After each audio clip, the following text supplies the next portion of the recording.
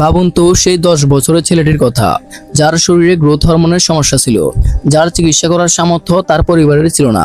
সেই ছেলেটি আজ বিশ্বের অন্যতম ধনী ক্রীড়াবিদ, যার বার্ষিক আয় আকাশচুম্বী, আর মোট সম্পদের পরিমাণ শুনলে যে কারো মাথা ঘুরে যাবে। Lionel Messi. কিন্তু আপনি কি জানেন প্রতি বছর এই কয়েকশো মিলিয়ন ডলার মেসি ঠিক কোথায় খরচ করেন? তিনি কি কেবল দামি গাড়ি আর বিশাল অট্টালিকা কেনেন, নাকি তার খরচের আড়ালে লুকিয়ে আছে অন্য কোনো বড় বিনিয়োগ? 15 মিলিয়ন ডলারের ব্যক্তিগত বিমান থেকে শুরু করে স্পেনের সমুদ্র তীরে বিলাসবহুল হোটেল চেইন, মেসির খরচের খাতাটা এতটাই বিশাল যে আপনি কল্পনা করতে পারবেন না। আজকের এই বিশেষ ভিডিওতে আমরা মেসির জীবনযাত্রার সেই পর্দার পেছনের গল্পগুলো উন্মোচন করব। তো চলুন শুরু করা যাক। মেসির খরচের ধরন বোঝার আগে আমাদের বুঝতে হবে তার আয়ের উৎস। ফুটবল ক্যারিয়ারে বার্সেলোনা, পিএসজি এবং বর্তমানে ইন্টার মায়ামি থেকে তিনি যা বেতন পান তা তার মোট আয়ের একটি অংশ মাত্র। বড় একটা অংশ আসে অ্যাসোসিয়েশন বা ব্র্যান্ড প্রমোশন থেকে। অ্যাডিডাস, অ্যাপল, পেপসি এবং আরো বড় বড় সব ব্র্যান্ডের সাথে তার চুক্তি রয়েছে। কিন্তু মেসি এমন একজন মানুষ যিনি হুজুগে টাকা খরচ করেন না। তার প্রতিটি খরচের পেছনে রয়েছে পরিবার এবং ভবিষ্যতের নিরাপত্তা।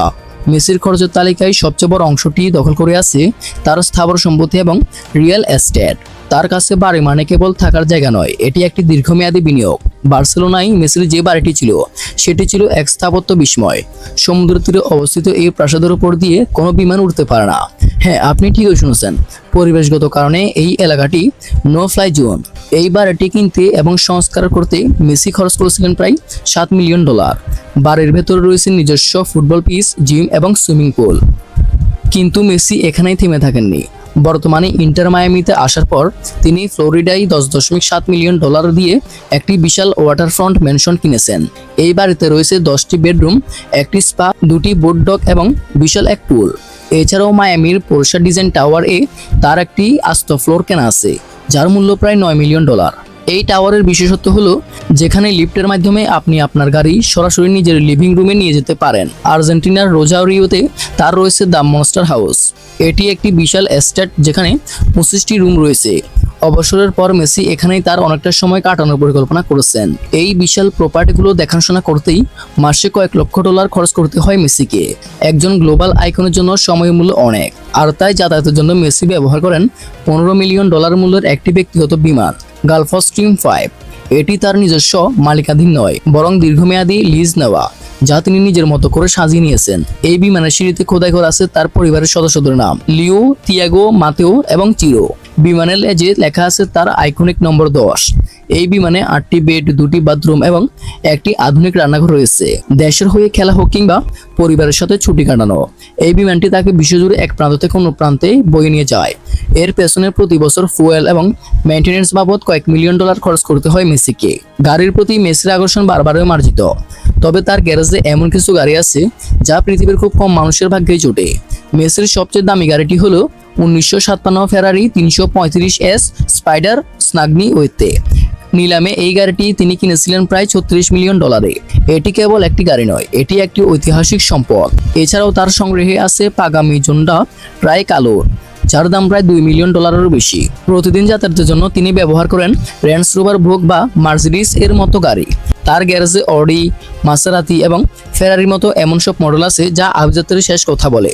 গাড়ি কেনা এবং এগুলোর ব্যক্তিগতকরণের পেছনে মেসি কয়েক কোটি ডলার ব্যয় করেছেন। মেসি কেবল টাকা খরচ করেন না, তিনি জানেন কিভাবে টাকাকে কাজে লাগিয়ে আরো টাকা উপার্জন করতে হয়। তার খরচের বড় একটা অংশ যায় ব্যবসায়িক বিনিয়োগে। তার নিজস্ব হোটেল চেন রয়েছে যার নাম MIM হোটেলস, ইবিজা, মাওরকা এবং সিজেস এর মতো পর্যটন কেন্দ্রগুলোতে তার বিলাসবহুল 4 তারকা এবং 5 তারকা হোটেল রয়েছে। এই হোটেলগুলো কেনা এবং আধুনিকায়ন করতে তিনি কোটি কোটি ইউরো বিনিয়োগ করেছেন। এছাড়াও তিনি আবাসন ব্যবসায় এবং পোশাক শিল্পেও বিনিয়োগ করেছেন।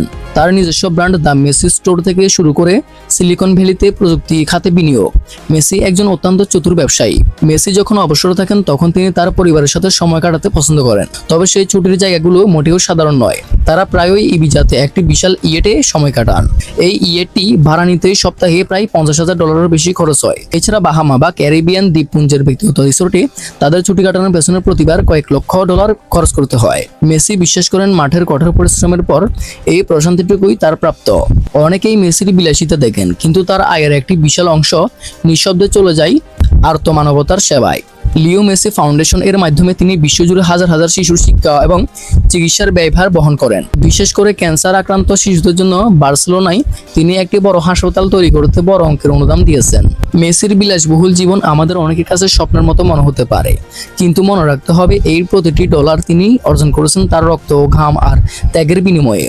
তার খরচ করার ধরনটি লক্ষ্য করলে দেখা যায় তিনি যতটুকু নিজের বিলাসিতার জন্য ব্যয় করেন তার চেয়েও বেশি ব্যয় করেন পরিবারের ভবিষ্যৎ নিশ্চিত করতে এবং সমাজের কল্যাণে। রোজারিওর সেই ছোট্ট ঘর থেকে আজকের এই বিলিয়ন ডলারের সাম্রাজ্য।